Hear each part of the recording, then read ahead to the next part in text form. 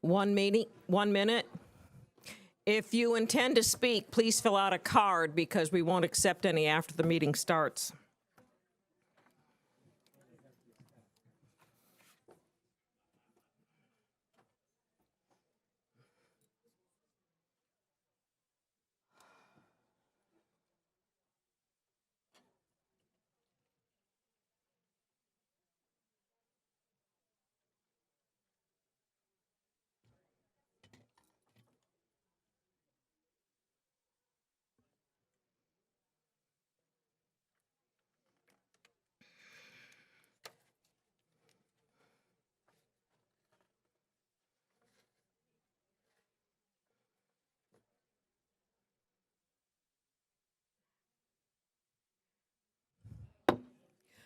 Good evening. I'd like to take this opportunity to welcome you to the school board meeting this Tuesday, November 2nd, 2021. The public is encouraged and welcome to address the school board at the hearing of citizens. If you wish to speak during the hearing of citizens, please pick up a card in the back of the chambers and print your name and topic and return it to the board assistant now, because we won't be accepting them after this time. And at the appropriate time, I'll call you to speak. Right now, we've got the Sarasota High JORTC with the flag salute. Please stand.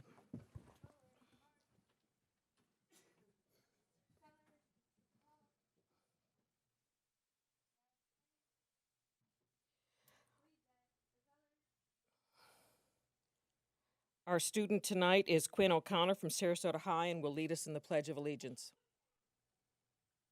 I pledge allegiance to the flag of the United States of America and to the republic for which it stands, one nation, under God, indivisible, with liberty and justice for all.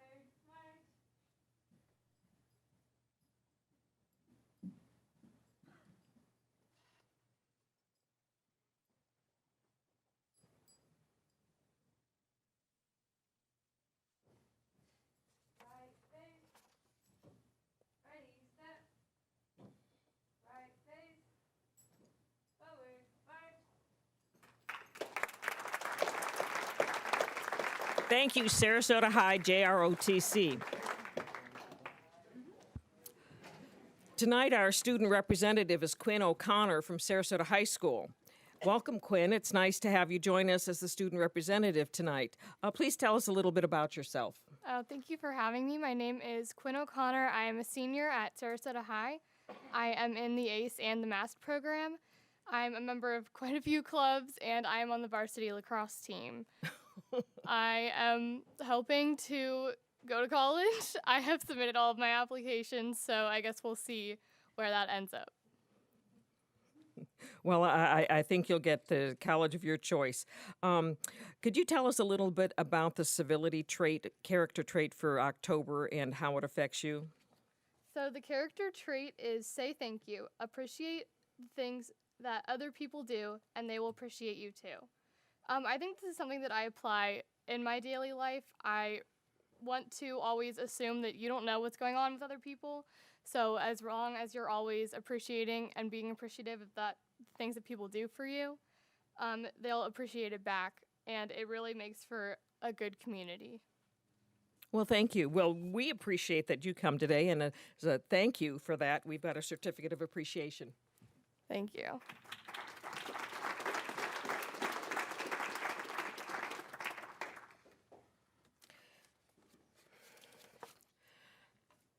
First on the agenda is special presentations. The first presentation today will be Holocaust Education by the Jewish Federation of Sarasota Manatee. I'd like to invite Mr. Brian Hirsch to the podium to begin the presentation.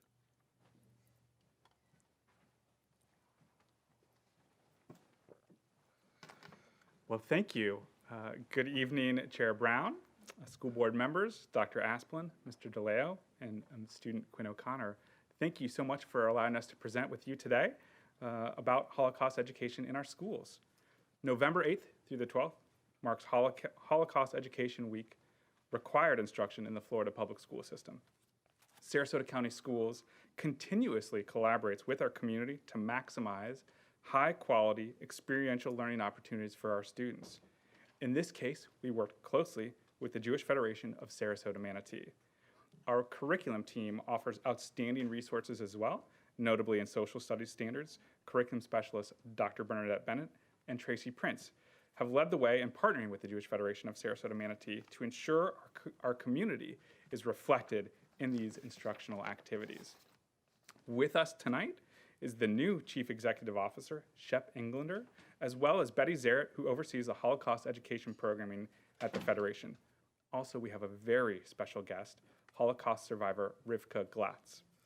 Please welcome Shep Englander, the CEO of the Jewish Federation of Sarasota Manatee, to share more details about this meaningful partnership. Shep. Thank you. Thank you. Thank you. Thanks so much. Good evening. Thanks so much for having us. I just have a few comments before I turn it over to Betty. I am new in the area, and I'm thrilled to be here, and I'm so pleased that your school system values serious education, inclusion, and good citizenship. And I was very interested to hear about the character trait. I think that is very much in line with the purpose of Holocaust education, which is to prepare citizens to understand values and how to keep democracy strong. As you know, sadly, recently, the world has seen a resurgence of hate and violence of all kinds, including anti-Semitism. We firmly believe that the best way to counteract it is through quality education, and we are very grateful for the partnership with the Sarasota school system and for your support of Holocaust education. And we're honored and privileged to bring curriculum and to work with your curriculum specialists. And in charge of that is my colleague Betty Zarrett, who will offer a few remarks. Thanks, Jen. So good evening, and thank you so much for your warm hospitality. I'm delighted to be here this evening, and I think we can all agree on one thing, that a well-rounded education is really what we all agree to aim for the best possible futures for our children. And towards that goal, and in support of Holocaust Education Week, which Brian said is mandated by the state of Florida, and it's a K through 12 state mandate, we really are pleased as a federation to be able to provide teachers and students alike with information, tools, and resources for Holocaust Education Week and year-round. And these tools include a new teachers resources website, which is quite robust. It includes age-appropriate and vetted information that's easily accessible to teachers. They include lesson plans, which, by the way, are written by area Sarasota teachers. And we also have testimonial videos. We have information about World Kindness Day. And we have information about a partnership that we've entered into with the Daffodil Project. I know you're going to hear a little bit more about that later, but the Daffodil Project enables us to give a number of schools throughout Sarasota the opportunity to plant a daffodil garden in commemoration and in memory of the 1.5 million children who perished during the Holocaust. So there's a teaching moment here as we encourage students to plant a daffodil garden. We also have, during the week of Holocaust Education Week, we're sponsoring live Zooms with a Holocaust and genocide scholar for the students, as well as a veteran and liberator who is going to be speaking to the students, as it turns out, on Veterans Day. So it's a really good tie-in in that regard. We also have an opportunity for all the schools to avail themselves of a live Holocaust survivor who can either come into the classroom or via Zoom speak with the students. And we have found this program is perhaps the most not only robust, but has the longest staying power, if you will, and most salient and impactful and meaningful program, because this is a life-changing moment for the students to hear from a Holocaust survivor, not only about their stories of survival, but also of resilience, of inner strength, and ultimately of hope. And these are all lessons that I think are really important for children to learn. I'm happy to say that over the last 5 years, we have been able to have over 6,000 students be exposed to a live Holocaust survivor. And this is throughout the entire county. And so I am so delighted to say that right now we're honored and privileged to witness a short statement by one of our, I would say she's the most active and proactive Holocaust survivor that we have in our midst, because she herself, and I don't know, Rivka, if you know this number, but you have educated over 2,500 students in almost 30 schools in the last number of years. So for that, we owe you a debt of gratitude. And she's really quite extraordinary. And what I'd like to do is share a video with you so that you can see exactly what motivates Rivka to educate students. Being a Holocaust survivor, I feel it's my obligation to do this and talk to children and talk in school and tell them what happened to us while we are still alive, so they can witness people who have lived through it. I greet the children every time with the word shalom. The word shalom means peace. So we greet each other that way when we meet, or when we walk out of the house, or when we come in. The Holocaust is a very difficult subject, and it's very important to recognize it, to remember it, and to be cognizant, because God forbid, it can happen again. So, being a Holocaust survivor, I feel it's my obligation. So Rivka, may I ask you to please stand up and accept our sincere thanks for all that you do and will continue to do for the years to come. We owe you a debt of gratitude. Thank you, Rivka.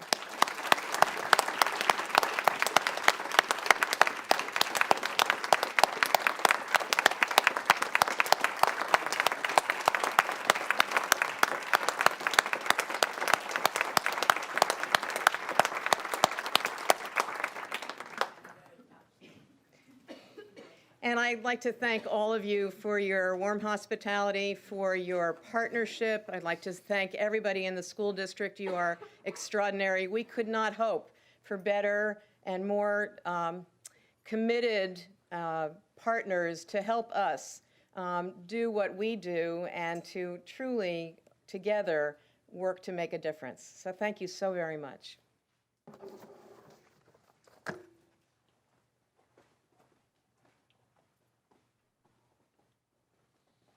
The next presentation will be with Brian also, will be spotlighting Gulfgate Elementary School and their Daffodil Project, which you heard a little bit about before. Good evening again. So throughout the school year, we really want to take the opportunity to showcase our schools and, of course, our amazing students, as you see them come up as well, and teachers. This evening, we will spotlight Gulfgate Elementary. And as you'll hear shortly, Gulfgate cultivates a caring and nurturing environment for students to thrive, and when they leave, are prepared to make an impact at their next destination and beyond. Tonight, we'll hear from 2 former students, 1 current student, one of their outstanding teachers, about how lessons that begin as seeds blossom continuously. Gulfgate has worked closely with our previous presenter, the Jewish Federation of Sarasota Manatee, to create impactful and meaningful learning opportunities. Please welcome Gulfgate Elementary's amazing principal, Robin Majak.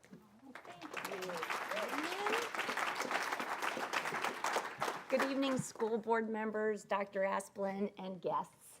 My name is Robin Majak, and for the past 18 years, I have been the proud principal at Gulfgate Elementary School.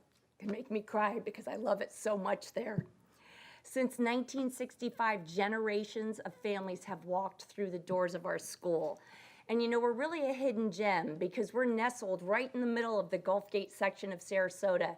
And if you weren't actually going to see us, you wouldn't even know that we were there. Our address is 6500 South Lockwood Ridge Road. And because we are a true family at that school, our hashtag is 6500IsLove. And as a school community, we are very passionate about accepting one another, caring about each other, and at all times being kind to one another. And it's our hope that when our students leave our campus, that they will forever remember that love that they were given, and that they in turn will pass that love forward and that kindness to others. And this evening, I'm extremely proud to introduce to you one of our 5th grade teachers, Mrs. Michelle Rivas.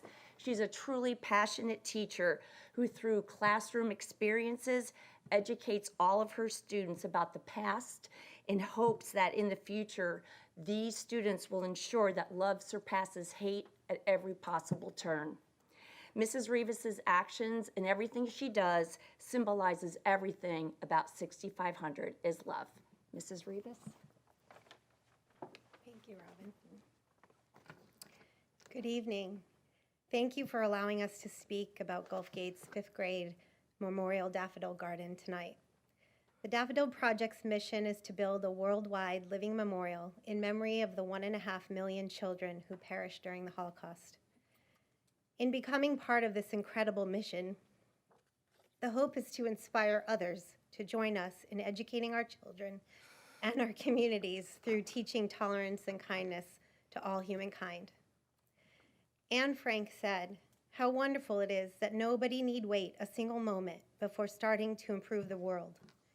These words, written by a young teenage girl during World War II, still hold true today.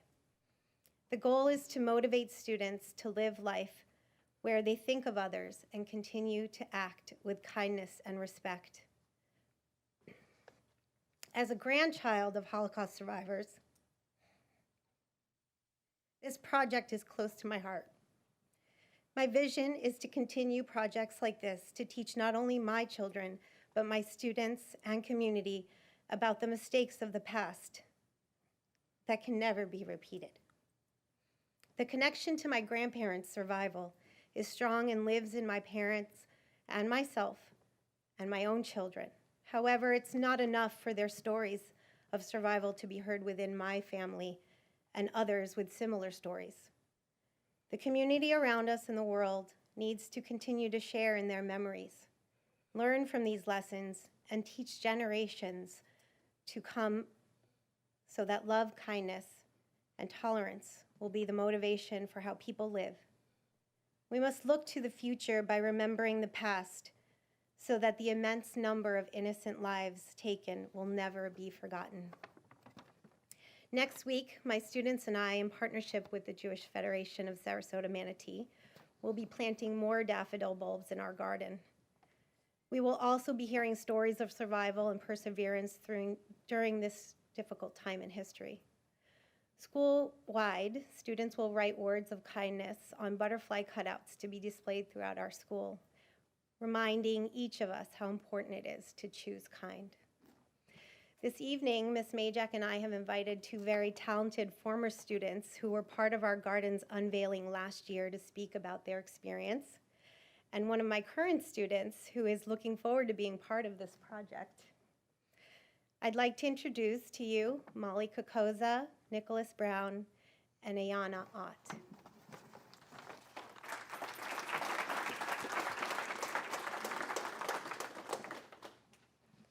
Hi, my name is Molly Kokoza. I'm a 6th grade student at Brookside Middle. Last year, I was in Miss Rivas' 5th grade class at Gulfgate. we did a unit on the Holocaust. In that unit, we learned about the Daffodil Project. As a result, one thing we learned about the Daffodil Project was that innocent children's lives were lost because of their beliefs and a ruling party's hatred. One daffodil represents one Jewish child's life that was lost during this period. The daffodil is a bright flower that brings hope of spring and life after winter. This is a reminder that something like the Holocaust should never happen again. This teaches children who are the leaders of the future about the mistakes of the past so that they won't be repeated.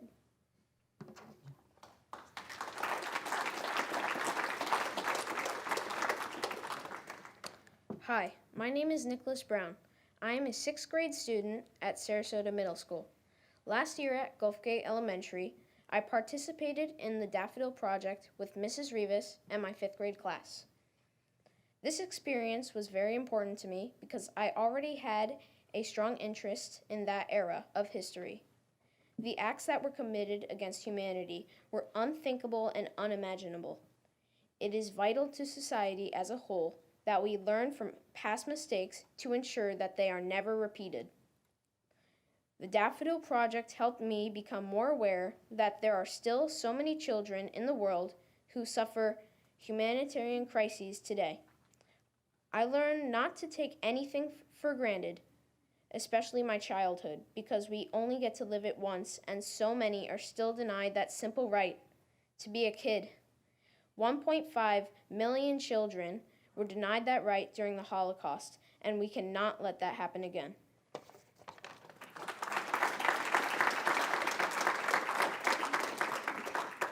My name is Ayana Ott, and I am personally looking forward to participating in the Daffodil Project. Even though we are planting the flowers to remember the lives of the children who died in the war, about 1.5 million, we are also planting the seeds to help a worldwide cause that is remembering the lost children. Last year, the school did the Sing Garden. Now 15 other schools joined, so we don't know it's successful. It is very important that the students learn about the Holocaust so they can carry on the stories and learn a lesson from the past so that problems like that never happen again. The youth of America needs to learn about the Holocaust, so when we go to middle school, high school, university, and we get jobs, we need to know how to prevent history from repeating itself. Even though the Daffodil Project may seem like a small piece, it will help the future of America make the world a better place.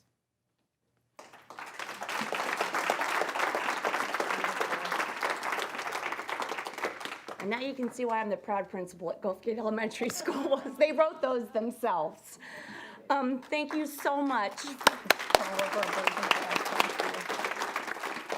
Thank you for this opportunity to shine a light on Gulfgate Elementary School. And really to conclude our presentation today, Ayana and I we have a daffodil lapel pin for each of you that we would like to bring up.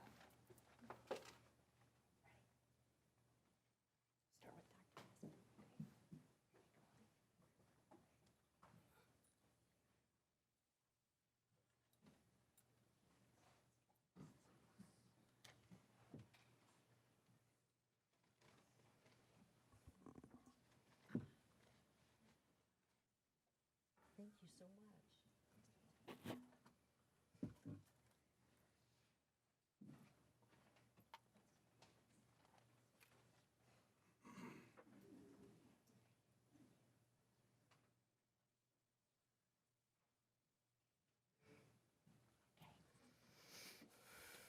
Thank you all very much for this opportunity. We are truly grateful. Thank you.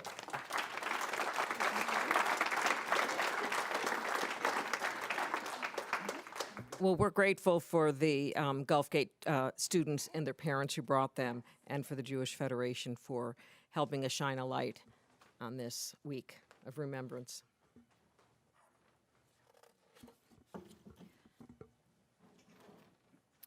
Next, we have the superintendent's report. Thank you, Madam Chair. I would, at this time, before I get started on some of the items that I had, I'd like to yield my time to, some of my time to Ms. Goodwin. Well, I think that this is the last night that our Madam Chair will serve as chair of this board. Not that I'll be celebrating. And I just want to say, Shirley Brown, that you have done a wonderful job. I know you've worked your tail off. I know you've really, really put a lot of effort in. It's been difficult with COVID and the many things that we've gone through, but what you have done has not gone unnoticed. Thank you. I thank you. Love you. Welcome back to regular board membership. Yeah, I've been looking forward to this day. Thank you.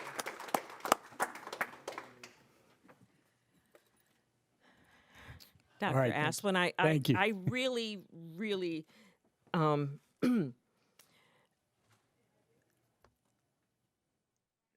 enjoyed isn't the word, but appreciate the opportunity to help lead us through this rough time that we've had.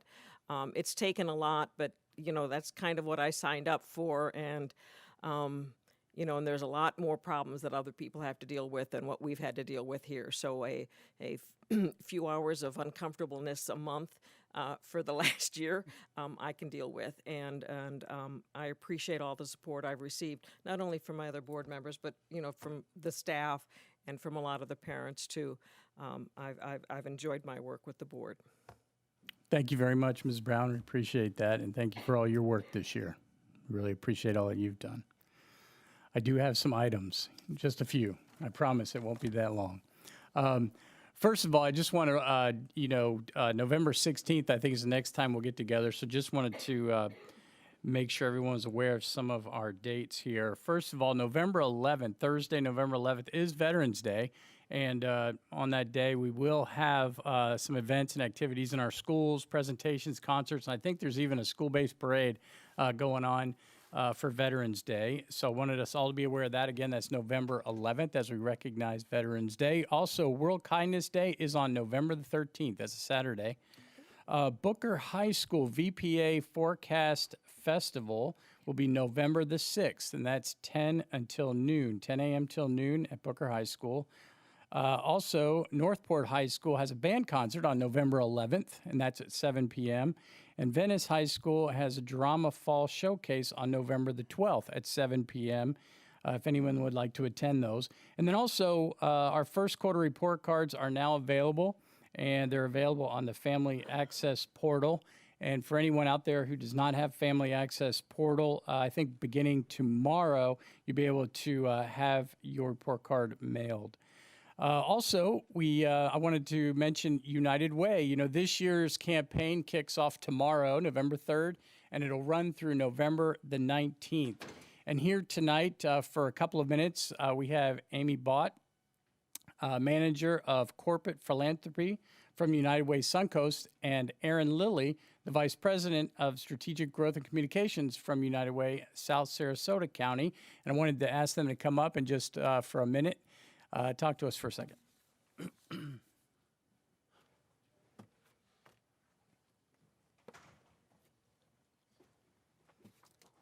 Thank you, Dr. Asplin, and thank you, board members. As you said, my name is Amy Bott. I'm Manager of Corporate Philanthropy at United Way Suncoast, and I'm joined here by Erin Lilly from United Way of South Sarasota County. Our United Ways in the School District of Sarasota County we're proud to partner with you again this year for the students and families of Sarasota. United Way and Sarasota County School District share the common goal of investing in children's education. Through our programming and investments in our community, we also work to keep our students fed and cared for in financially stable homes so they can come to school every day ready to learn. So as Dr. Asplin said, the campaign kicks off tomorrow. During this time, our teachers and staff are given the opportunity to impact the lives of their students even more than they already do by pledging their dollars to United Way Suncoast and United Way of South Sarasota. These dollars go to work for the ALICE families of our community. ALICE stands for Asset Limited, Income Constrained, Yet Employed. So these are the working families of our community that still struggle to meet their basic needs. Additionally, schools and facilities will be holding various fundraisers and events to increase awareness of ALICE and how they can help. So we are grateful to these champions who generously donate their time for the United Way campaign this year. So I thank the teachers and staff throughout our district for considering giving to this worthy cause. We are stronger together, and through this partnership, we have a real opportunity to positively impact the families of and our community of Sarasota County. Thank you.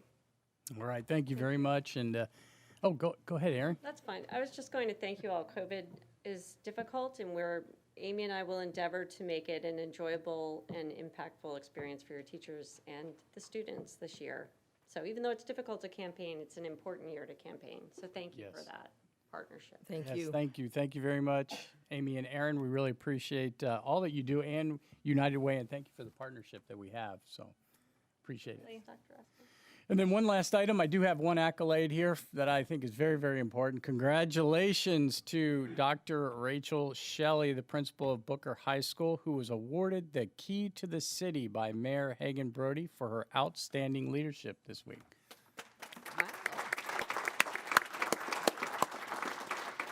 And that concludes my report, Madam Chair. One thing you left off of your report, the thing that I've told you I'm going to ask you every meeting, as long as I'm chair, you only got one more time. Do you know the number of COVID positives we had last week and the week before in our district? I know it was in the 1% range.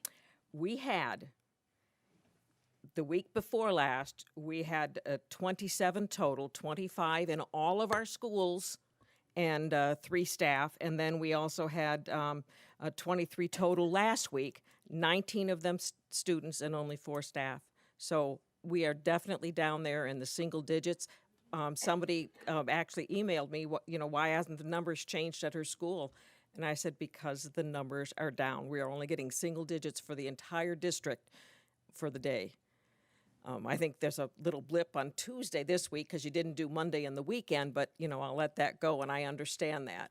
But so Tuesday is not a single-digit day, but it's a catch-up day from over the weekend and Monday. So I appreciate that. And I know that the shots will be, vaccinations are going to start coming out perhaps next week. I know that the pharmacies and the doctors are all getting ready for that. And any questions, I'm sure they can take to their pediatricians or their pharmacist. Because we aren't doing any for the children yet, are we? Doing anything for the vaccines? No, for the children. ma'am. Okay. So now we go into the hearing of citizens, and I get to say my spiel one more time. The purpose of this meeting is the school board to conduct the school board business. The meeting is open to the public. As such, members of the public will be given reasonable opportunity to be heard about school board business, including topics on this agenda. Citizens wishing to address the board must complete a speaker card and submit it. Each speaker will be called forward when it's their turn to speak. We ask that you speak from the podium and into the microphone, and ask that you give your name before, so that we have that for the record, so that we can set a good example as possible for our district's impressionable students. We respectfully request that you address the board and one another in a civil and courteous manner. Each speaker will be afforded a maximum of 3 minutes. We've got 22 cards. It'll be over an hour if you all take your maximum. No speaker may yield his or her time to another. When your time has expired, we ask that you promptly exit the podium area so that we can call the next speaker. After you exit, you are permitted to return to the board as a spectator if you choose to, so that we can efficiently conduct the board business in an orderly fashion. A few rules apply. First, speakers addressing the board shall refrain from remarks which are irrelevant to the business of the school board. Second, speakers addressing the board or one another are prohibited from making remarks that are abusive, threatening, defamatory, obscene, profane, or otherwise disorderly. We value everyone's viewpoints, and we ask that during the meeting you act in a manner that equally permits other speakers to espouse their views that you agree or disagree with during their allotted time to speak. We ask that you refrain from any actions or utterances that chill another person's ability to address the school board with their own concerns.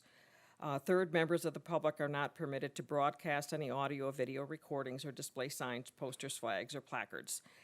Please note that the Florida law prohibits any person from knowingly disrupting or interfering with this meeting. And we look forward to hearing your views today in conformance with these rules. These rules are intended to facilitate the efficient execution of the board business.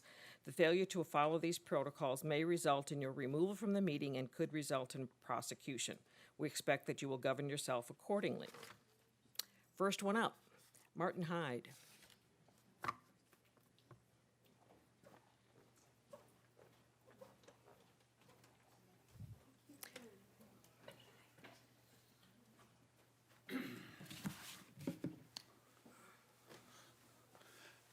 Oh, well, good evening, everybody. Shirley, I'm going to miss you. My name remains Martin Hyde. I remain a parent of a child in 8th grade in this woke school system. The video of the last time I spoke here has already received over 260,000 views on YouTube. Not because, I have movie star good looks, but because it struck a chord with parents here in the United States and around the world. There were more than 2,100 comments posted, with over 19,000 likes on the video, just 105 thumbs down. I presume one was yours. Shouldn't these numbers cause you to pause for a moment in your quest to undermine parental rights? The backlash to leftist woke caused the National School Board Association this last week to write a groveling open letter of apology for labeling parents domestic terrorists to the Attorney General.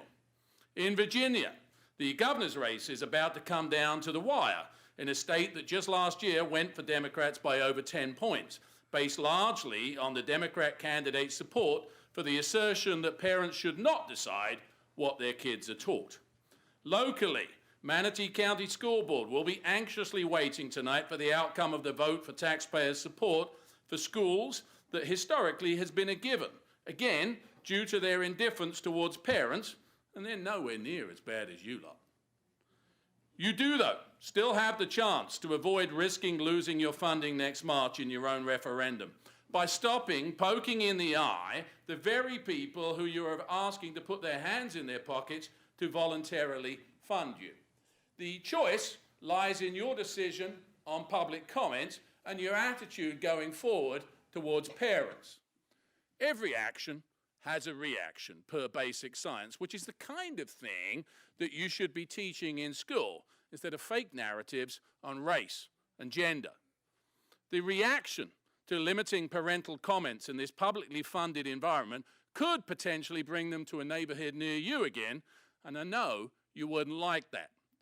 There's a reason why my sign-off was so popular last time, which is that we've had enough of you and your president. So, let's go, Brandon.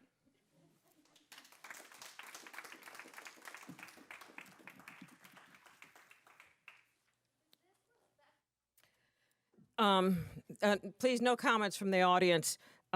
The changes we're making are not limiting in any way the public comment. Public comment will still be 3 minutes unless the board at a meeting changes that. Next is Jason Brunt.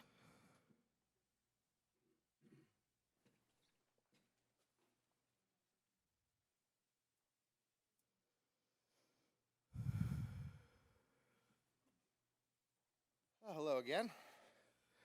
Here we are throwing eggs at a brick wall again. So, I find it pretty ironic that we're acknowledging the events of the Holocaust. Meanwhile, our school boards are using many of the same tactics that were used by educators in Nazi Germany to indoctrinate children of that era. Isn't it odd that the first steps to total indoctrination was the rewriting of textbooks with a heavy focus on history and biology? Some would say CRT, Dr. Gottfried's specialty, I believe, and teaching boys that they can be girls kind of falls under the same premise there. You know, these children were over here talking about if we don't learn from history, then we're doomed to repeat history, but we're in the process of doing exactly what was done in history. Another point here, academic subjects were downgraded in Nazi Germany, kind of like we're doing here in the name of inclusion. And then by the end of 1930s, religious accommodations were banned and silenced. Kind of like how you, Miss Brown, have tried to wage a personal war against people who want to pray by silencing people and even walking out of the room like a real grown-up because of your sacrilegious wishes were not abided by. That was kind of sad to see. One of the next steps back in 1933 was to silence lecturers and those who opposed the regime from speaking at universities and schools. Wow, that's almost kind of comparable to what we're trying to do here, isn't it? Yeah, as always, there was a resistance from the people who did not agree with the Nazi youth revolution movement. One notable Norwegian group that consisted of students, parents, and teachers were known as the paperclip resistance, and they were actually able to stop the Nazification of their homeland, but not without casualties along the way. So in 1942, when the resistance began making headway, kind of like what's happening here, the punishment became sending parents, students, and the teachers to concentration camps, and many of them also suffered the same outcome that Jewish families did in places like Auschwitz. But here we are, and we're kind of going down the same path again. Wow, odd. Perfect timing, isn't it? Unethical medical experimentation and medical fear tactics saw their climax from 1942 to 1945. That's where one could argue that, kind of like useless mask mandates, segregation of children, and fear shaming about forced vaccination, like you're about to get us into, that could be considered kind of very similar in nature to what happened back in the Germany. Hitler himself said on many occasions that the indoctrination needed to start in the schools. This was written in his book, Mein Kampf. It was also written many different times through interviews. And any parent that disagreed would be investigated and punished accordingly. These coincidences are crazy, aren't they? Because that's kind of like calling us domestic terrorists and having the FBI Sally investigate us. Mista, So please no clapping. We need to hear the next person called. Sally Mista.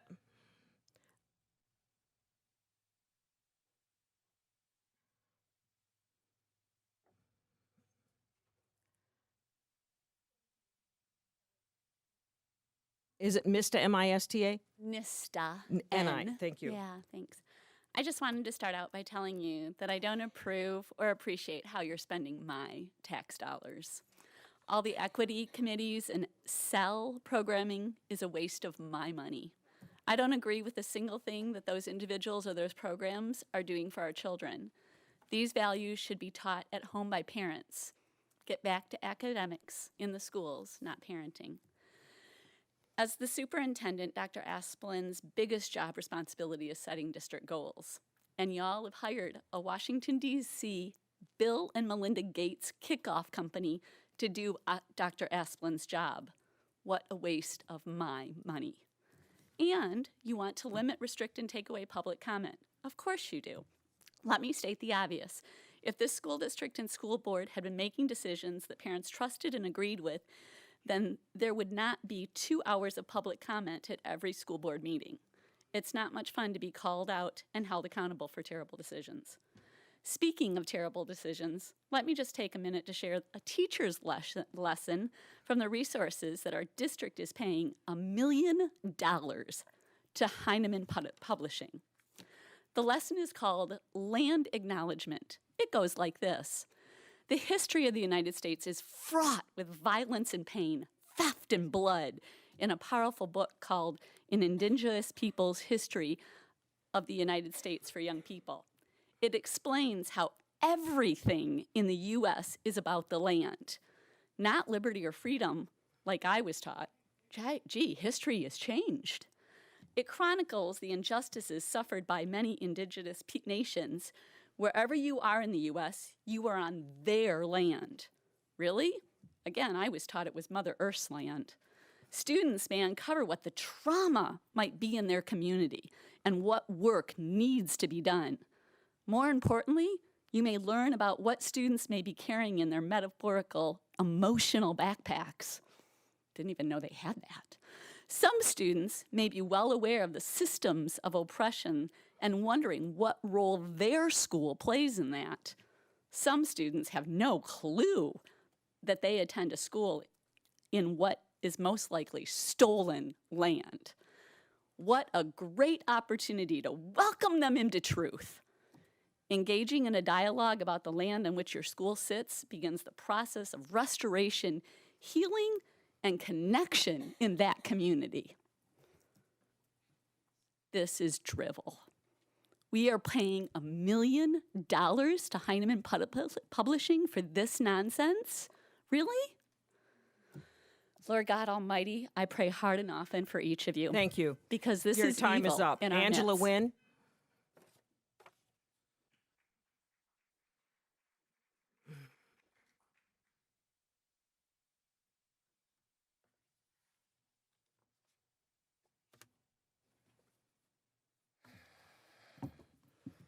Good afternoon. My name is Angela Wynn. Thank you for letting me speak.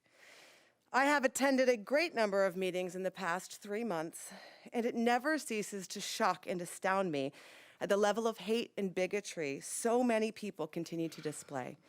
We began this meeting with a note from the Jewish Federation regarding Holocaust education, a vital part of the history of our world that we can't ignore and is imperative for our children to learn about in school. We need to be able to recognize the mistakes of the past and be aware of warning signs in the present to ensure these atrocities are never repeated. World War II and the treatment of Holocaust victims was a blight on humanity. What happened is unconscionable, horrific, and beyond understanding. This reality cannot be ignored, it cannot be rewritten, it cannot stop existing just because it makes some people uncomfortable. In that vein, 2 weeks ago, a paragraph was removed from 5th grade reading curriculum, which mentioned a child and her father attending a Black Lives Matter protest in the 60s.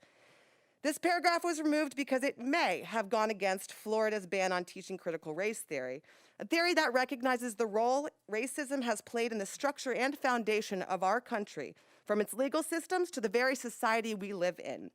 CRT is a college-level course, but needs to start being introduced to our children sooner than later, age-appropriately, of course.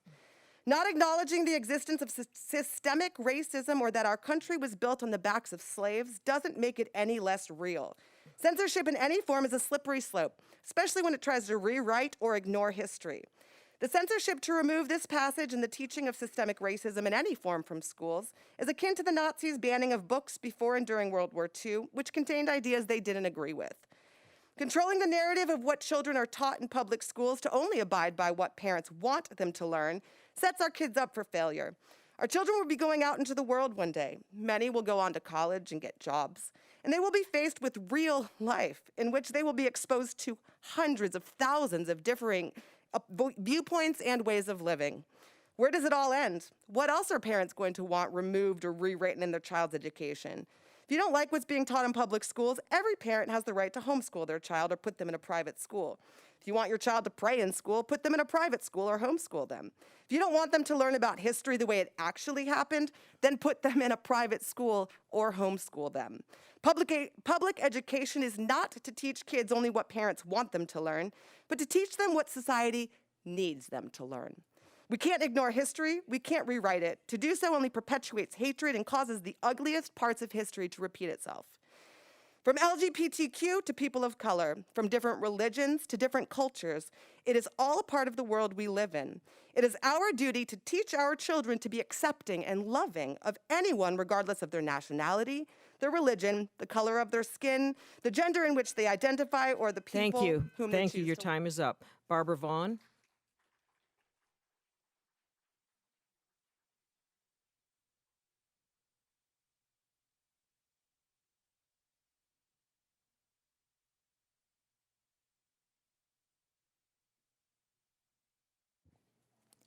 My name is Barbara Vaughn, and heads up, Madam Chair, I'm going to pray, so if you need to leave, I won't be insulted.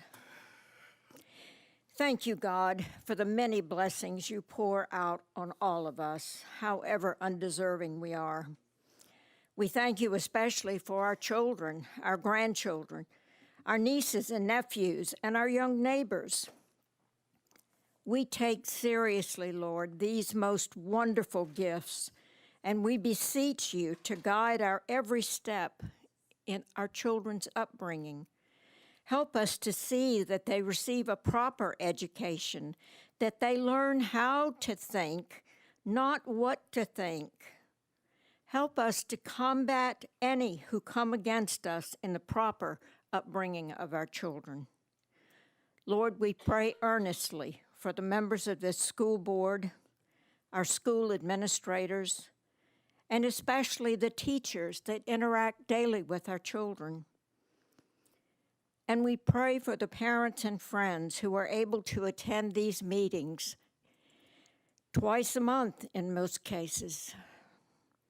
Lord, please keep these parents and others strong and attentive to all that is occurring in our classrooms and how taxpayer dollars are being spent supposedly to improve our children's learning experience. Lord, help our school board members do the jobs we elected them to do. Spend the money we entrusted to them wisely, and keep the welfare of our children first and foremost in all they do. And listen to the concerns brought to them by the parents and others who give of their time to come to these meetings to speak up for their children. In your holy name, Lord, Yahweh, our Father, we humbly ask your acceptance of our humble prayers. Amen.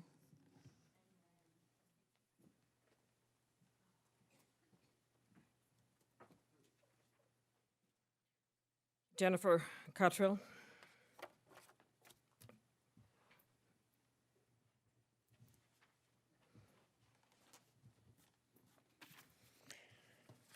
Good evening. My name is Jennifer Cottrell. Normally I talk about the ESC during these meetings and try to get some help and support for our students and teachers. In return, I get a lot of song and dance, excuses, the let's work together. And my all-time favorite is what can we do to help your son? Like I can be swayed to shut up if my son is taken care of. How does that help anyone else? The focus seems to be on how do we get you to go away? I get a lot of smoke blowing up. Well, I'll let you fill in the blank. You see, my doctor suggested a colonoscopy, not because of my age, but because of the smoke that's blown that way. So we'll pick up on the ESC discussion next time. Let's get to the real discussion this evening. Last meeting, it was mentioned that if the parents had issues, it should be brought to the school's admin and not addressed here at the school board meetings.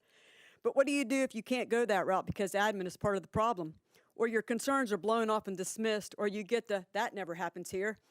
And my favorite is, we'll look into that, which is code word for, give me time to cover that up and let's see if we can get our story straight. Have you ever heard the quote, you can't leave those who created the problem in charge of the solution? It's common sense, right? Just because you think you dug the hole deep enough to bury the skeletons doesn't mean they won't rise to the surface at some point. And let's just say they have risen. I have very high respect and gratitude for our teachers. I think the job they do has so many challenges and obstacles, and the majority of our teachers handle that with compassion and grace. The few that choose to break the rules should be held accountable, but it seems that in some cases, the ones that speak up are punished and put through the ringer. Nobody should be forced to work in an environment where you can't freely go to your superiors to report wrongdoings. Bullying and harassing students and teachers have no place in our school, and we should have zero tolerance for this behavior. Yet we saw it with an AP who repeatedly bullied and harassed students and teachers, yet instead of being removed, they were moved from one school in the district to another so they could continue to bully and harass someone else, turning a blind eye to something that we would punish our students for. How about the teacher that had a full display of inappropriate items hanging on their walls for the students to view, even when the teacher had a similar issue at a previous school in the district? Well, we let that slide, and now we're doing the same thing in a new school.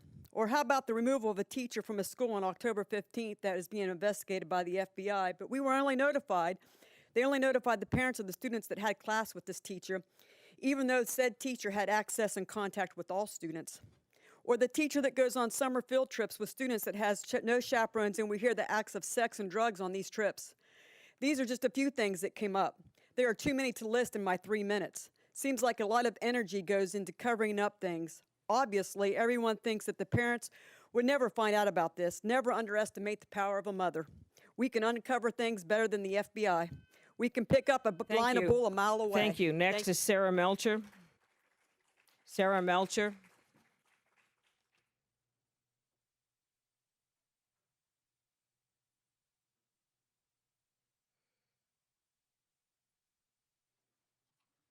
Good evening.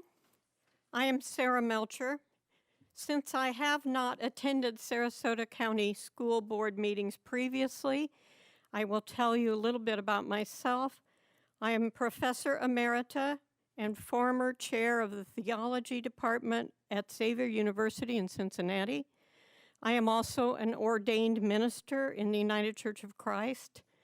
I also partnered with the Center for Holocaust and Humanity Education in Cincinnati to provide 4 credit courses. I am a taxpayer and resident of Sarasota County.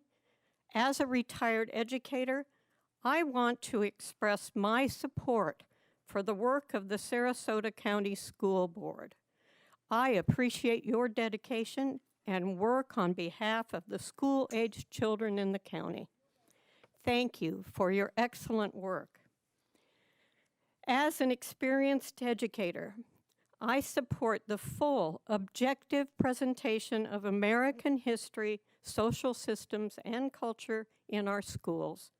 A presentation which does not defensively exclude the more unpleasant aspects of our history, social systems, and culture. I appreciate the efforts of the school board to help every student to feel included and supported as they make this educational journey. And I thank you for the opportunity to speak. Thank you. Dan Miner.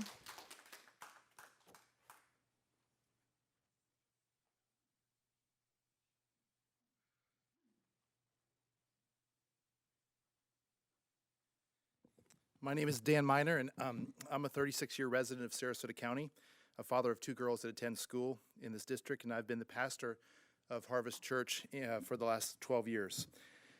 I recently saw an address 2 weeks ago made by another pastor in the community to the school board and immediately knew I needed to attend the next meeting and offer a rebuttal of sorts to the hatred and vitriol that has been aimed at you and the courageous teachers of Sarasota County.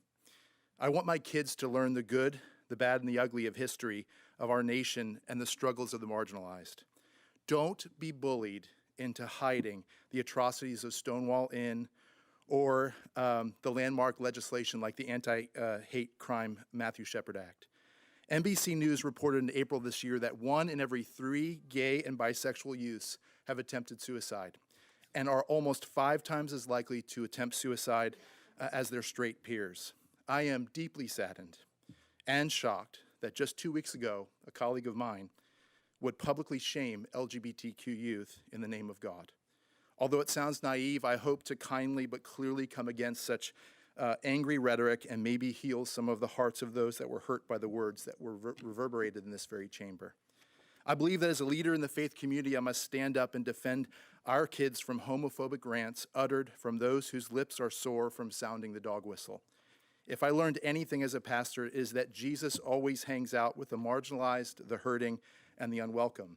And on behalf of the faith community, I want to offer my sincere apology to the students, teachers, and school board members that have had to endure endless grandstanding of so-called faith leaders. And I want to say that you are respected, you are loved, and you are appreciated, and I pray a blessing on each and every one of you. No one deserves to be yelled at the way you've been yelled at and treated with the disrespect that has been directed to each of you. Today, I challenge the faith community to speak life, to show respect for our community leaders, and to lead with love and to stand as a light in dark times. I am proud to be the younger brother of Dr. James Miner, who's the IB coordinator at Riverview High School.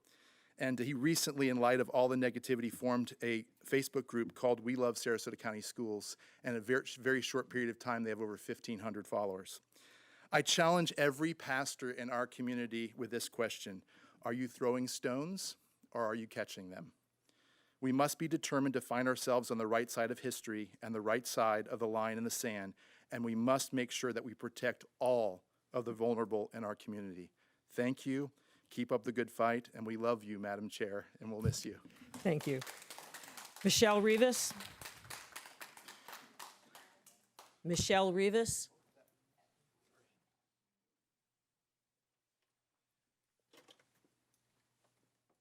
Rana Bazzini. Oh, Michelle was here on the Daffodil Project. Go ahead.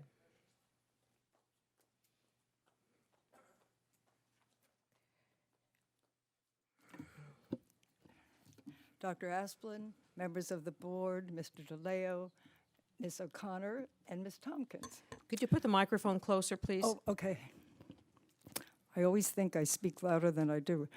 My name is Rana Bazzini. I am a Sarasota resident. It's no secret the recent Board of Education meetings have been, well, interesting. Parents have been upset regarding COVID vaccinations, wearing masks, teaching of CRT. Is it just a coincidence that this has been happening all over the country, or is there a larger movement operating? I'll leave that to others to decide. I'd like to speak about another phenomenon, whether and if prayer is appropriate in a public setting. I refer to the Establishment Clause of the First Amendment, which prohibits the government from making any law respecting the establishment of religion. This clause not only forbids the government from establishing an official religion, but also prohibits government actions that unduly favor one religion or another. While I am not personally offended by a Christian prayer in a public setting, I do strongly think it is very inappropriate. As a pupil in a Baptist Sunday school whose pastor was from Scotland, who made the Southern Baptist people look like radicals, I remember this verse being drummed into us, Matthew 6, 5 through 8. And when you pray, do not be like the hypocrites, for they love to pray standing in the synagogues and on the street corners to be seen by others. Truly, I tell you, they have received their reward in full. But when you pray, go into your room, close the door, pray to your Father who sees what is done in secret, will reward you. And when you pray, do not keep on babbling like the pagans, for they think they will be heard because of their many words. Do not be like them, for your Father knows what you need before you ask him. I think what Jesus is saying is to emphasize that prayer must be done for God's glory and never self-glory. I think we should be mindful there are others of different beliefs and some of no belief, and they are among us. We should honor them also. Thank you. Thank you. Teresa Allen.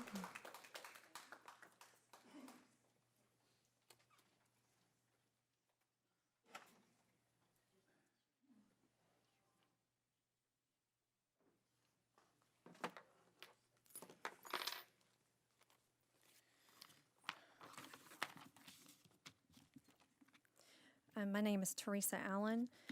I want to talk from a perspective of more of a history of SEL and also different schools and their approaches and a procedural questions.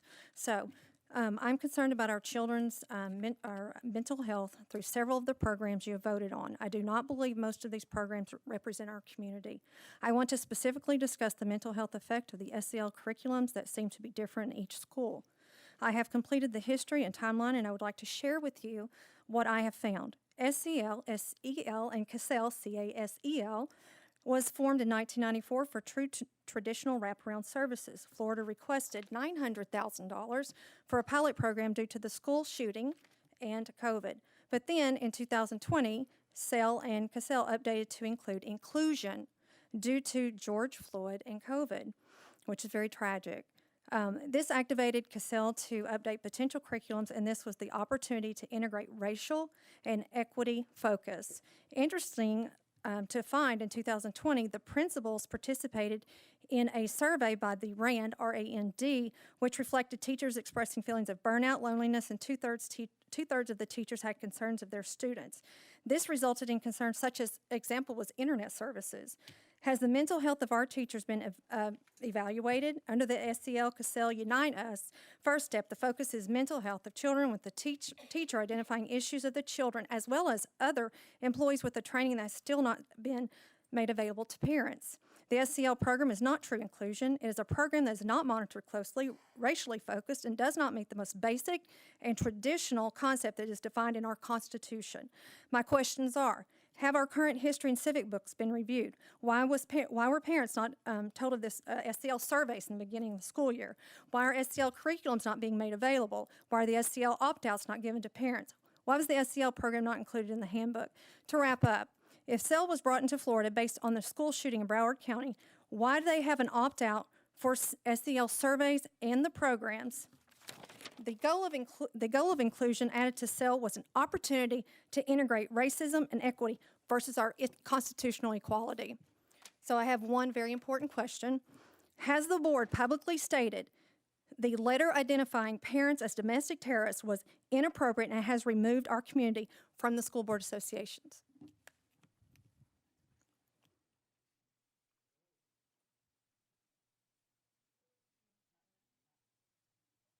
As I've said, this is not a time for dialogue. You speak to us. My alarm hasn't gone off.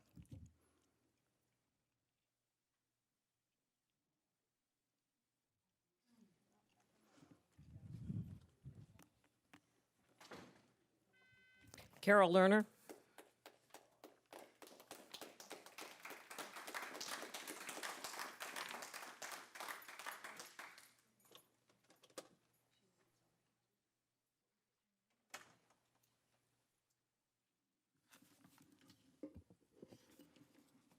Good evening. First of all, I'd like to congratulate Shirley for enduring this year with grace. Thank you very much. As encouraging as it was to hear the important work of the Jewish Federation on Holocaust education and the hopeful and very touching stories of the Gulfgate students, I am still troubled. I am troubled because last July 14th, the Florida Board of Education changed the Holocaust standards, making it harder for teachers to teach lessons and apply them to solving the contemporary issues that we now face. I am even more troubled to hear that our Sarasota administrators were forced by the state to change a narrative story in a 5th grade vocabulary builder workshop that told the story of a young child attending a Black Lives Matter protest following the murder of George Floyd, actually having to rip it out and replacing it with a whitewashed version of a child attending a Martin Luther King protest over 50 years ago. Why did this happen?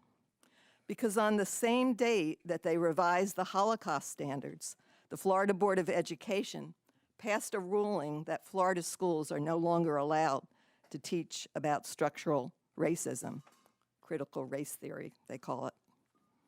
There is a famous quotation, first they came, from a lecture given by Martin Niemöller, later turned into a poetic form that I have pinned onto a bulletin board above my desk at home.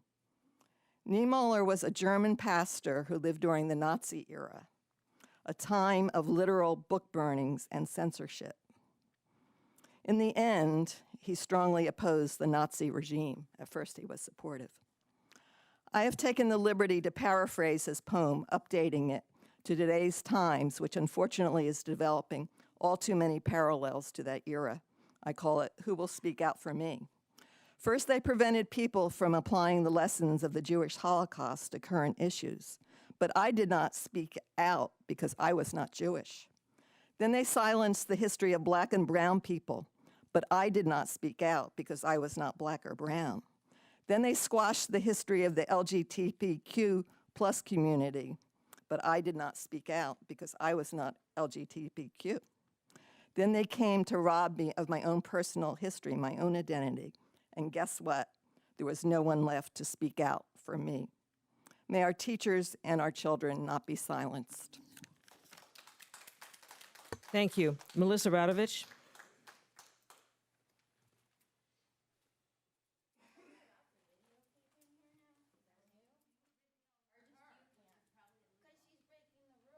Please, no talking among the audience. Please be respectful.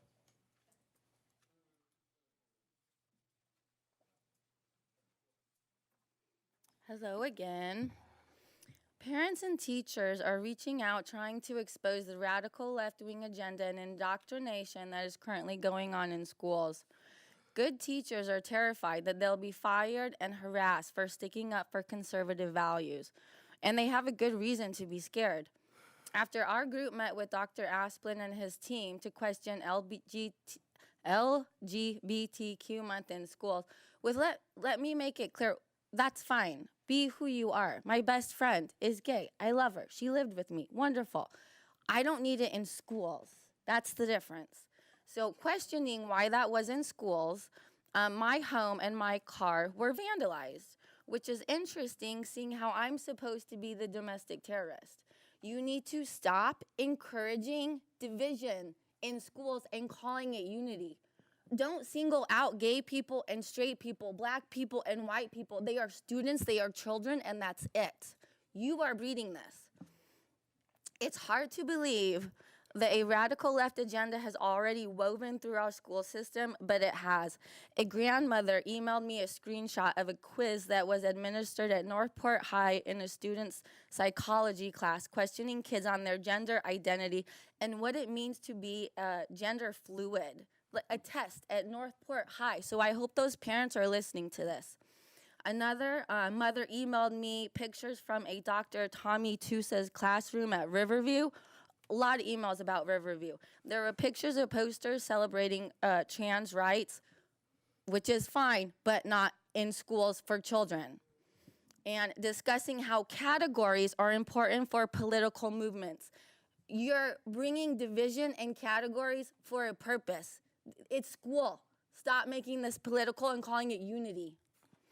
I'm skipping or I'm going to run out of time. TikTok was recently, a video was recently published about the organization that opened our previous school board meeting, embracing our differences. Go to their website, click on their statement about solidarity, which says, Black Lives Matter and institutional racism kills. 1619 African slaves and white injustice is not a thing of the past, and that we should speak out against the murder of George Floyd. This organization that spoke at the last school board meeting, that's all over their website. The website and organization sponsored our Unity Day at our schools 2 weeks ago. This organization, that CRT, that BLM, it's in our schools. It's all over our schools, and y'all know it. And that's the problem, is parents have a problem. They talk to their teachers who don't know what to do. They talk to the principals who can't do anything. The superintendent obviously doesn't do anything. Still haven't heard anything back from you about my child in first grade who I had to withdraw him because of LGBT in the school. Thank you. Lisa Scherer.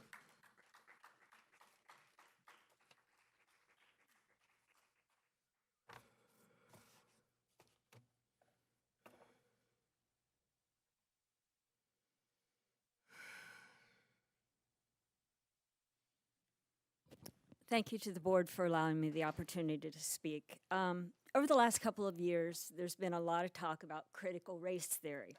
Not having had an opportunity to study it myself in law school or graduate school, I decided to educate myself, which is what I always tell my daughter to do when she doesn't know something. So just what is the dirty critical race theory? The core idea of CRT is that race is a social construct and that racism is not merely the product of individual bias or prejudice, but also something embedded in legal systems and policies. CRT is an approach to studying U.S. policies and institutions that is most often taught in law schools and graduate schools, not in kindergarten through 12th grade. It's not an entirely new concept either. It's been around since the 70s when law professors began exploring how race and racism have shaped American law and society. The theory rests on the premise that racial bias, intentional or not, is baked into U.S. laws and institutions. It puts an emphasis on outcomes, not merely on individuals' own beliefs, and it calls on these outcomes to be examined and rectified. But again, this is something that is taught in graduate and law school. I think that there's a confusion. Critical race theory should not be confused with the culturally relevant teaching of history, fact-based history, which emerged really in the 90s and which our school system can and should be obligated to teach our students. On June 10th of this year, the Florida Board of Education promulgated an instruction 6A 1.09412, which banned public schools from teaching students about critical race theory. Look that one up too. At the same time, schools are specifically mandated, and I wasn't aware of this, specifically mandated to teach about slavery, the Civil War and Reconstruction, the Civil Rights Movement, and the contributions of several groups, including African Americans. One might argue that the Black Lives Matter movement is the current day civil rights movement. But I know how triggering just mentioning BLM can be, so let's leave that for now. Added to the above requirements is that the teachers may not define history as something other than the creation of a new nation based on universal principles stated in the Declaration of Independence. We can all get behind that, right? What these instructions may accomplish, if anything, is preventing teachers from pointing out that even if the Declaration of Independence stated all men are created equal, women, people of color, immigrants, and other minorities were not granted the so-called universal principles of freedom and equality. Thank you very much. Lisa Scherer? Or was that Lisa? Sorry, Lisa. Jules Shells?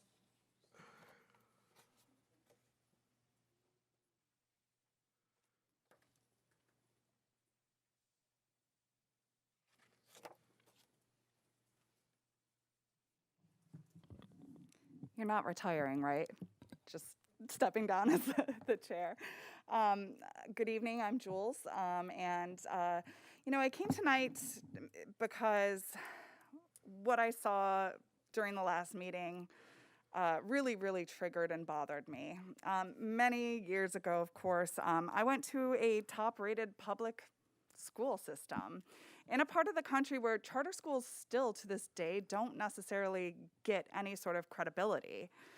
And I honestly can say that I don't remember much. Maybe the periodic table of elements I remember, I remember thinking that the Oxford comma was the worst thing ever. But what I did learn was, as Lisa just mentioned, to keep learning. That is what my public education did teach me. So when I become interested in something, I keep learning. Well, last week I just actually recently learned about the Scopes trial in Tennessee. And this was back in 1925 when a substitute teacher kind of took the blame for teaching evolution so that the case could be heard. And essentially what it was the fundamentalist Christian Tennessee legislators did not want evolution being taught in public school. And the modernist people thought at that point there was that religion and science could coexist. What I've seen happening here is there is a part of the contingent, the public here, that seems to all kind of rally behind the same religion and is basically, going against the Establishment Clause.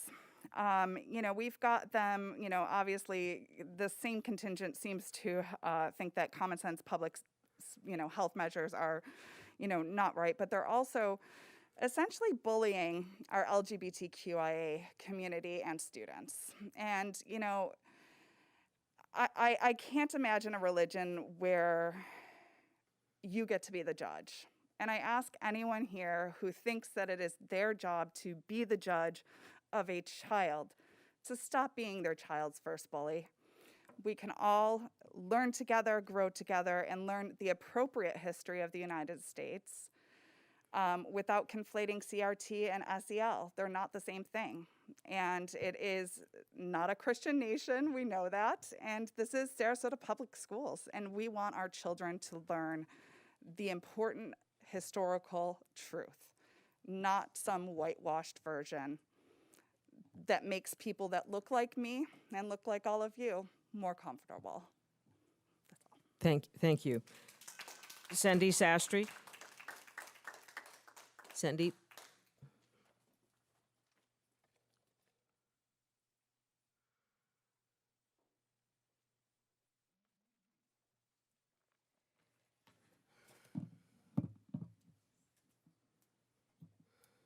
My name is Sandeep Sastry, and I'm the father of Navya, an ESE student in second grade at Southside. We moved from California after researching publicly available data promoting wonderful schools in Sarasota. Southside had one of the highest ratings, and we came with great expectations. We have a strong IEP, and it took us 3 years to achieve battling the school district there in California. Navya was in a private school, and she met all her IEP goals, and all the typical peers accepted us. As they say, the strength of a chain is in its weakest link. The inclusive setup was really good. The school district had no other option but to give in the strong placement. In Southside, unfortunately, we have seen the opposite. Florida law states mandates that you provide a comparable IEP. Right from the beginning, they have been collecting data to dismantle Navya's IEP without providing all the services such as AAC training to the staff, Navya to the full-time aide, and also ESC teacher. We had to delay our school start by 3 weeks. Ever since we have rejected the Tatum Ridge placement and escalated to the board, as you know, I've met each one of y'all through email or through phone. And also some of the senior administrators here, we have seen retaliation and surge of complaints of Navya in the last week. The draft IEP, one of our requests was, has not been changed to a comparable IEP, and they're still asking to schedule IEP meetings. And we know after IEP meetings, after 10 days, it's toast, you have to file a due process. And we're trying to work here. There are requests for multiple meetings, which are all talk, pretense of listening, and no follow-up action. It has been really stressful for me and my family, and we've lost trust in the team. We have conflicting messages about Navya's health condition, green nasal discharge, and 100-degree temperature. We get scared. It's a Down syndrome child. We don't attend school next day. We urgently go to the urgent care. The physician there suspects foul play. The temperature is normal, and there's white discharge. And there's conflicting views where the executive director thinks there's discharge, it's white discharge, and the aide thinks it's green discharge. Finally, if you see 100-degree temperature, as what the school says, a 97-degree temperature, and green discharge and white discharge, in a matter of hour, how that changed, that's a miracle. We have also got phone messages stating that Navya's putting her hands in inappropriate positions. Y'all are mothers, grandmothers, girls, you've also been sometimes. What does that mean? How do you expect a parent to see your daughter's putting a hand in? She's a special needs child. We don't know whom to trust. There's a toxic environment. We don't know whether the staff is being forced to protect their jobs because of upper management instructing them. This needs to get investigated, and this has happened multiple times in the school. Thank you. Rashmi Rod? Yeah, so my wife, Rashmi, I'm going to send her because it's my child's birthday.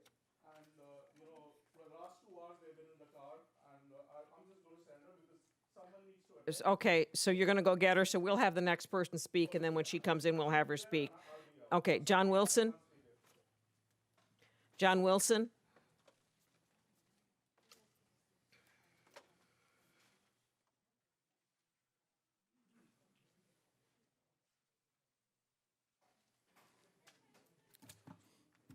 John Wilson. Has anybody seen the headline this past week that in the HT that said manatee to vote on teachers' pay? So I'm going to leave that there for a second. And I want to go ahead. I could say, okay, you've been on the board this long. Everybody else has. But I think after this, like tonight, we should move forward in a different direction. I did attend the workshop with the principals last week. It's really good. I enjoyed it. But every principal, their problem was staffing, getting teachers to employ teachers. And I don't know if you guys have ever built anything, but when you build something, you get your materials, and Sarasota County has excellent materials available to them. Then you have some supervisors. And then you get your laborer to come in, and then they'll build you this magnificent product. But it's only going to be built on the skilled labor that comes in, because skilled labor can build something phenomenal out of mediocre materials. And what I'm seeing is we have a teacher shortage because our teachers here in Sarasota, I feel like, are being somewhat discriminated against.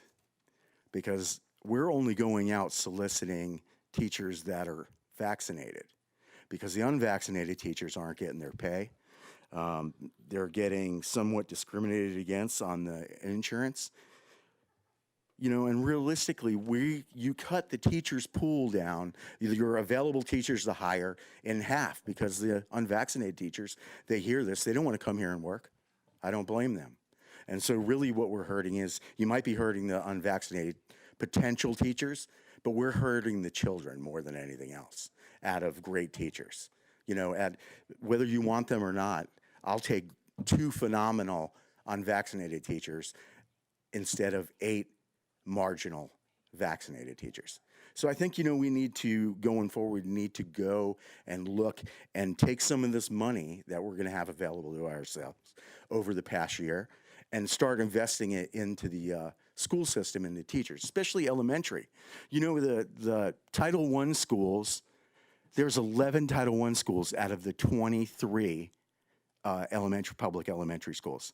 So almost half of our kids that are going to middle school and high school are starting out where they're not proficient at reading and math.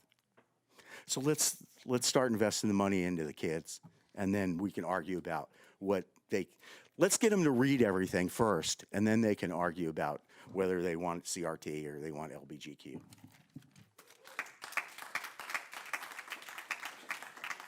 Rashmi Rod.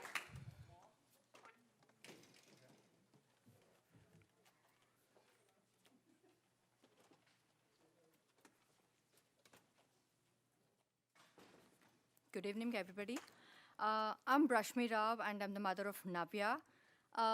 My daughter was a student of ESE in San Ramon School District, and then we made sure she wanted to be included in the least restrictive environment. And Navya made tremendous progress when she was included in a class of 22 neurotypical kids in a private school. This is because a lot of support and a great team that believed in her abilities work with her. There are always teething issues in any new environment, especially when you're trying to include an atypical child among neurotypical kids. It takes a while before they get to know each other. Unfortunately, when we moved to Sarasota, we were expecting the same kind of a treatment with our child at the school she joined. That was the Southside Elementary.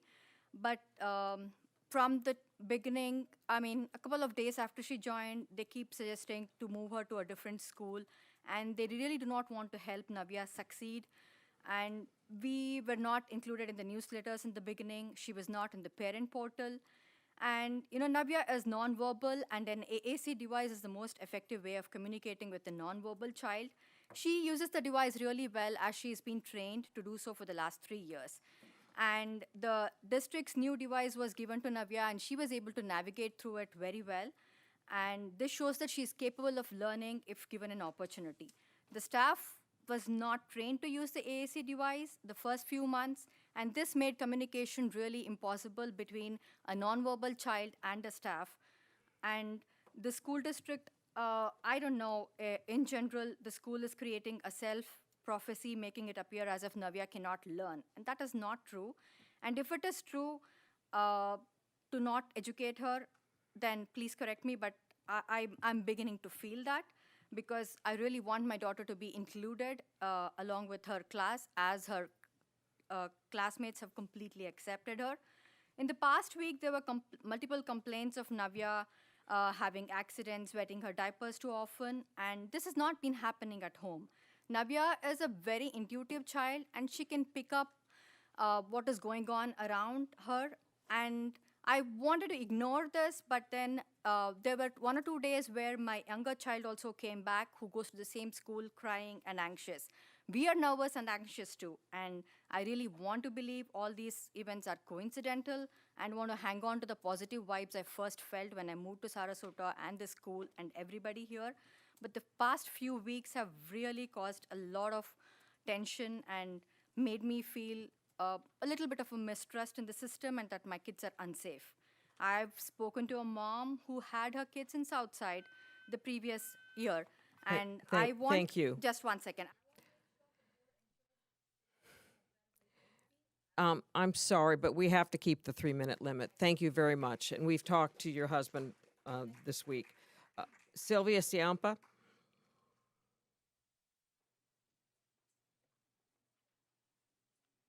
Sylvia Ciampa. Alexis Spiegelman.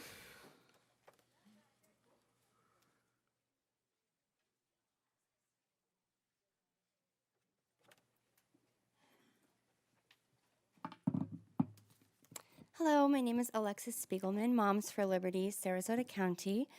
I wanted to bring up a couple of agenda items that are on the agenda tonight.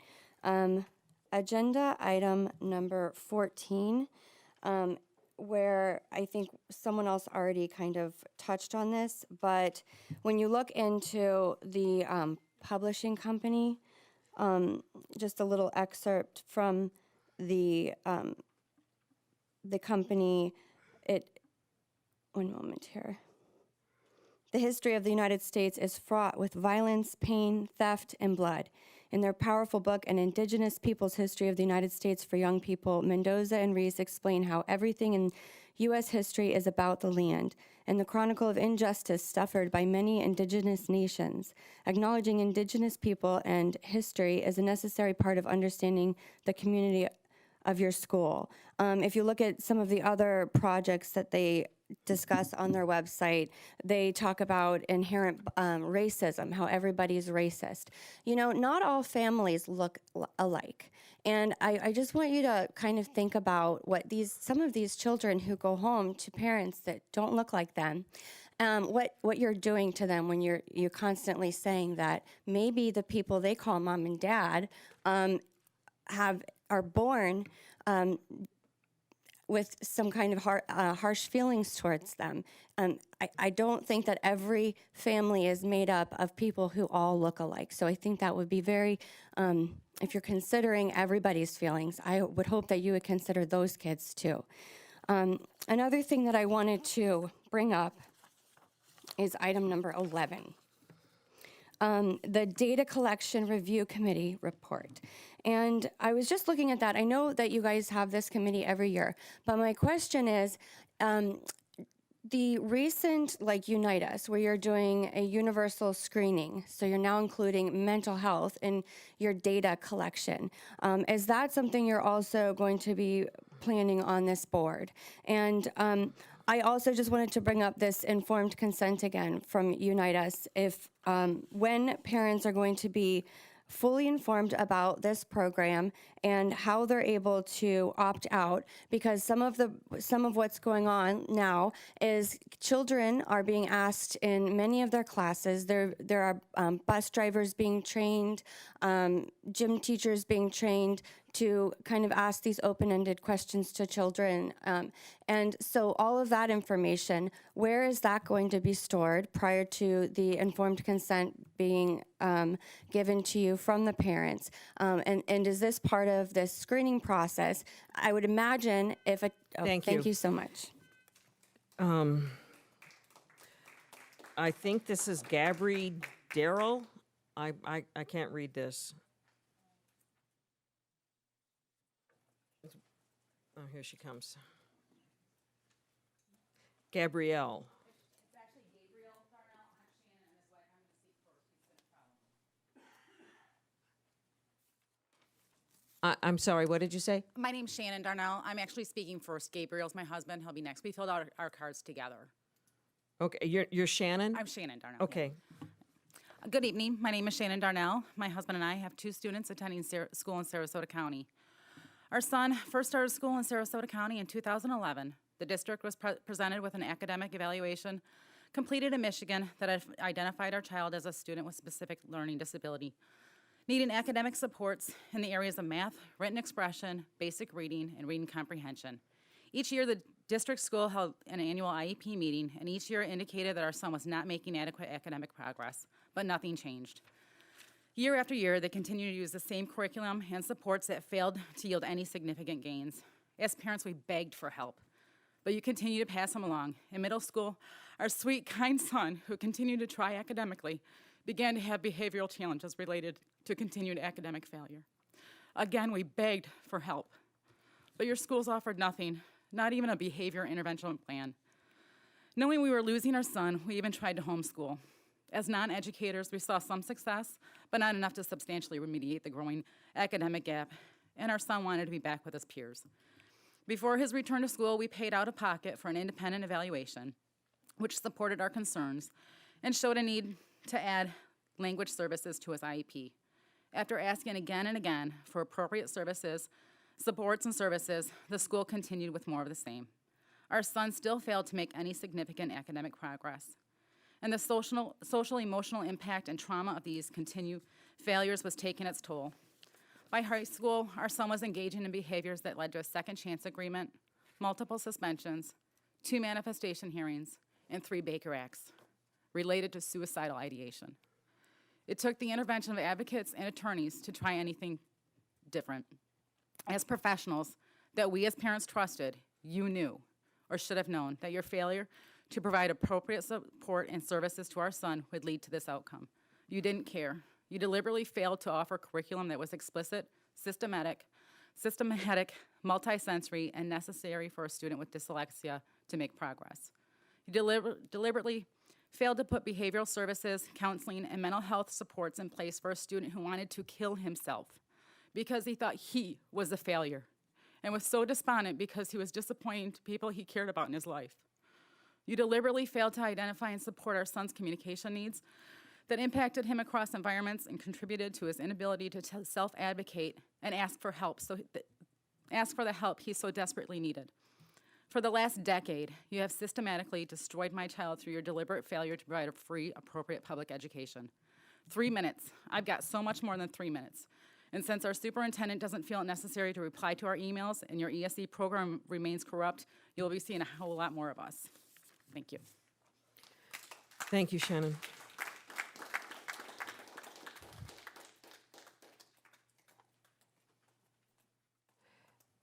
We will be following up. I'm sorry? Pardon me? Gabriel Darnell. Oh, Gabriel, okay.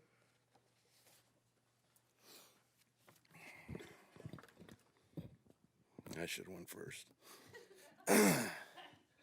Hello, as some of you may already know, my name is Gabriel Darnell. My wife and I have 2 children currently attending Sarasota County schools.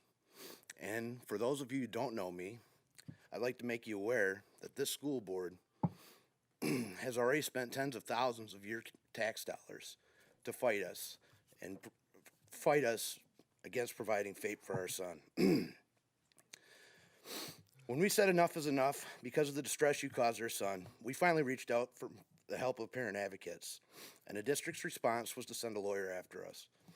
Even though involvement of parent advocates shouldn't elicit anything more than district-level personnel involvement. After all, you're all professionals, aren't you? And parent advocates cannot offer legal counsel. So my question to you is, what are you trying to cover up? What are you discriminating against my son? You have allowed us to record before. Why are you not allowing us to record our IP meetings now? We have nothing to hide. Maybe you do. I find it very suspicious that the lawyer you sent after us blocked our IP meeting on the basis you had an unwritten policy for not allowing the recording of IP meetings. Shortly after that, after much internal communication among school board members, the superintendent, and their legal counsel, a discussion arose to propose 3 different policy drafts for IP meetings on July 27th, 2021. You can continue to sit there complicit with your skewed, shallow justification of what you're doing is right. But you might question yourself once you realize the level of shame my son's had to carry through his entire school career. Every day he got up and got ready for school. He did not skip class. He did not skip the day. He was placed in an overwhelming situation year after year. He knew what he was facing every single day. He would get criticism from his teachers, criticism from his peers, made fun of for not being able to participate at the same level as the other students. He knew he was a second-class citizen in a touted Class A school district, yet he still got up every morning, every single day. He got ready for school to face it again and again. My son learned in the hallways, and you put him there. You told him he's a distraction to everybody else, like they had some right to an education he did not. I swear with every ounce of my being, I will not stop fighting a system that's designed to abandon those who need help the most. The tide is coming in, and you better check your moor lines because you may find yourself drifting from safe harbor. And for those of you who've ignored your moral compass, you may never find your way back. I implore that each of you pause for a moment and take a look inside yourselves and realize the impact of your actions. Recognize that these troubled children are like beacons of untapped potential. Those dim lights could shine bright one day and help lead others to safe harbor. You are the gatekeepers, an important crossroads in these children's lives, and the decisions you make have a profound impact on our society. But when your power is wielded carelessly or influenced by fear, anger, or misunderstanding, it can result in seriously damning consequences unto which no one will ultimately benefit. Thank you. Thank you.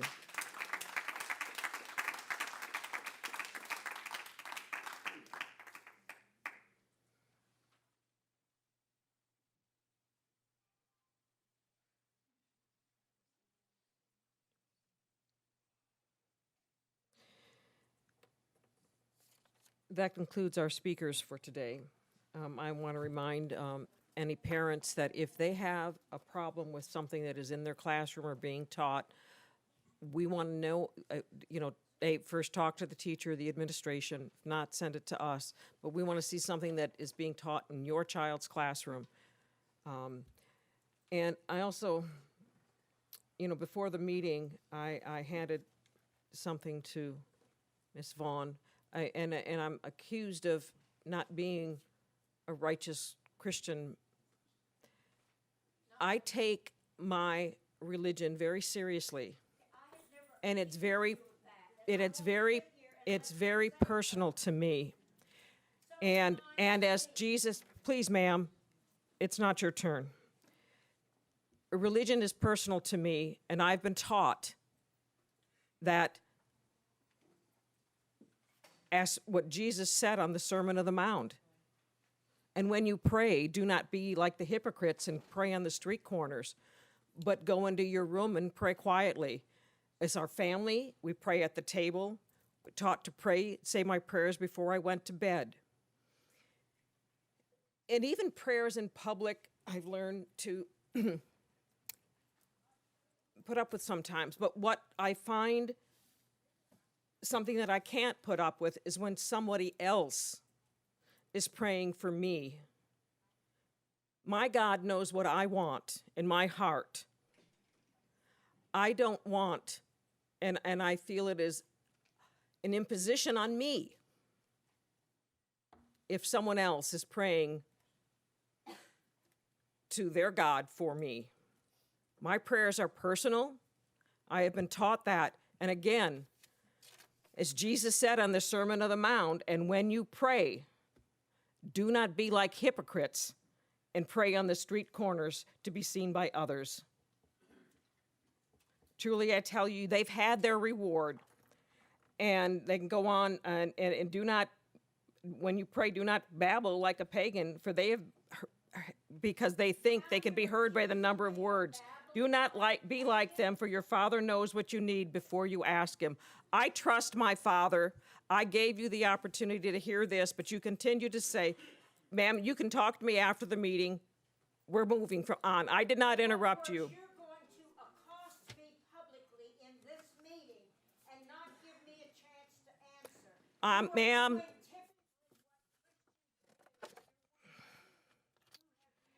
Ma'am, I personally gave it to you before the meeting and you didn't want it, so we're moving on. Next, we have the comments.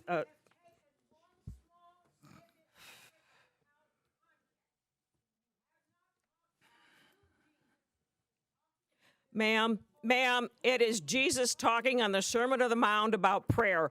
Go to your Bible and look up the word prayer. You will go to Matthew 6. Point of order, Madam Chair. I don't think the interaction. Could we move on to the consent agenda? Are there any additions or changes to the consent agenda? Madam Chair, there is one revision to the agenda. The October 27th special work session minutes were added to item number 17. An addendum was also added to item number 8, the instructional classified personnel report. Is there a motion to approve the? I move to approve the amended agenda as presented. Is there a second? Second.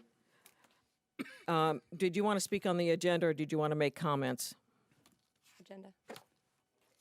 I think he said that the vote isn't working right now, so we have to take a voice vote. I Are have you a- I- wanting I'd like to to speak speak. on the consent agenda? Yes. Bridget. Um, Oh, it is coming up. as was mentioned before, and I can get No. into this later on, but I will say that as a matter of practice, I do like to make changes to the agenda prior to, but as a result of lots of focus and attention, and I applaud it, from members of the public, there was something that was brought to me this afternoon. I did forward it to the superintendent. I know there's a motion and a second. I move to amend the consent agenda and move item number 14 to new business. I'd like to second that motion. Moving 14 to new business. Yes, please. And it's for, heard and seconded. All in favor? Aye. Aye. Opposed? Nay. Did you vote?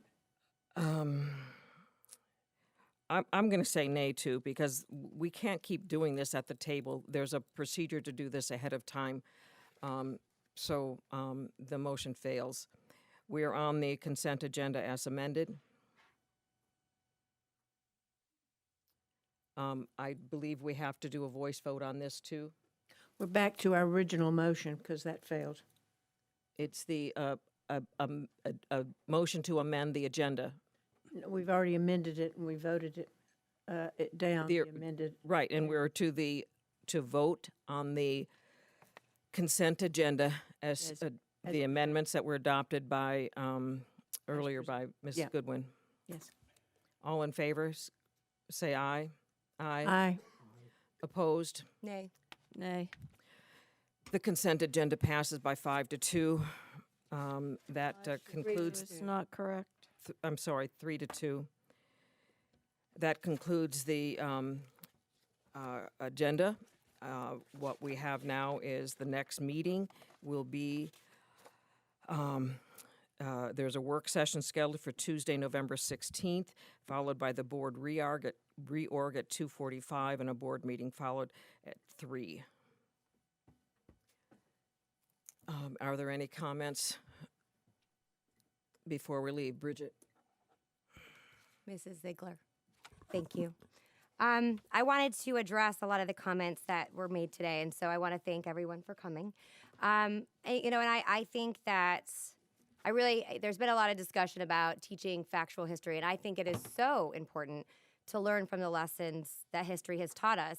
I also think it's so important to build upon the development and cognitive ability for the complexities of various historical moments. And so I think that's important. I think that I'm not an educator, but I believe that as I've educated myself, and I think there's lots of educators with whom I've spoken with, that is the key component of learning and developing and building upon those blocks so that when you get to complex historical moments, that you have built a foundational critical thinking process so that you can consider all of the scenarios. That being said, I wanted to address the aspect that I heard frequently about censorship. And I don't want to see censorship in this district at all. I think it is a terrible thing, and I don't care what the topic is. But again, I go back to what I just started at. It has to be age appropriate, and we have to be focused on the foundational cognitive ability to understand and dissect the circumstances, especially when we're talking about complex moments in history. The one piece that I think is so commonly missed that I often find, and I believe many people with whom I've spoken with in the community, is that it seems as though a lot of things are one-sided. It doesn't mean that you have to agree with, and I think the beautiful thing about history is the perspectives of which that story is told is going to differ based on who is telling that story. And I think hearing from different perspectives is very valuable, again, especially as you grow older and you evaluate what has transpired in history and learn from that. I remember taking a Native American history course in college, and it was my absolute favorite course. It talked about the good, the bad, the ugly of what's transpired in the United States, but also the amazing historical cultures and all of those. And so, it was a college course, and it built upon my ability to understand and dissect, again, the good, the bad, the ugly. I don't want to see our history be what is quote unquote whitewashed. I mean, these labels get thrown around. And I think the part that is oftentimes missed, as I go back to, is that perspective. So I'm going to reference the curriculums department's letter, and I know that there's been a lot of quote unquote heat that they have been given, but again, there is a high sensitivity and polarization. And what I don't want is on either topic, for us to get to a point where we're so bland that we aren't talking about what's transpired in either current events or historical events, but we have to consider what's happening, or that have we built those foundational cognitive abilities for them, again, those students to think critically and consider the various components of what is being presented to them. The part that I find very frustrating in the example for the Black Lives Matter protest memoir is I have no problem with that maintaining in there. However, I don't believe that there has been a balanced approach. If that was the case, and it was, again, I think the replacement was appropriate for what the lesson was. But if it was going to maintain, I ask all of those who are disappointed to see that it was removed, that I would be fine with it maintaining at an older age, but then presenting it in the aspect, because that was a very polarizing, very recent time. But there is another memoir or perspective that could be presented that was about a student or an experience where their family's business was completely taken down. And again, I think that's a bit controversial for a 5th grade course. I'm not diminishing that there were Black Lives Matter protests. I had friends that brought their children to that. All more power to them. That's totally fine. It's the presentation of a one-sided perspective that is, I believe, no matter what it is, that's being challenged, and it oftentimes is not balanced out. So I want to make that statement because I don't believe it's an easy position to be for our staff and for our administrators, because we are at a moment that's very divided. I do not want to see education get to the point where we can't talk about anything because everyone's so sensitive. That's not a good course for us to go towards. But I implore people to consider the most important part about education is the balance of perspective and critical thinking and seeing things in a diverse viewpoint and respecting those viewpoints. So I just wanted to make that point because I had heard many people, whether it be online or here today, and thank you for coming, but I do think that that perspective and that balance is so critical as we look at what is embedded into some of our curriculum and instruction. So, Ms. Goodwin? Well, I didn't think we were going to discuss what was brought forward in our comments, but there was something mentioned about the National School Board Association, and I want to clarify that. We are still members in the state of the Florida School Board Association, some of us on this board, and the National School Board Association. The National School Board Association, in their letter, did not mention domestic terrorism. That was never mentioned. It's not anywhere in that 5-page letter, which was a pretty good letter to the administration. I just want to mention that that was not brought up until media brought that forward, and that was not the intention. The problem that I had with the National School Board Association doing that is that they didn't get the permission of the Board of Directors, the large encompassing Board of Directors, which is all 48, 49 states across the country. They did not get permission from them to send the letter. And frankly, no, I don't really need the help of Washington. I think if we had any problems here, we have perfect policing, either via the people that are in this room today or the sheriff's office or what have you, to help us out with anything. So I think there was some miscommunication there, and I'm just mentioning that because my fellow board member also mentioned something, and that was incorrect as well. Mr. Edwards? So I want to thank Mrs. Ziegler for pointing out the balanced perspective, and to please thank the public for what I heard tonight, both sides of an issue. And I thank the public for bringing that to our attention.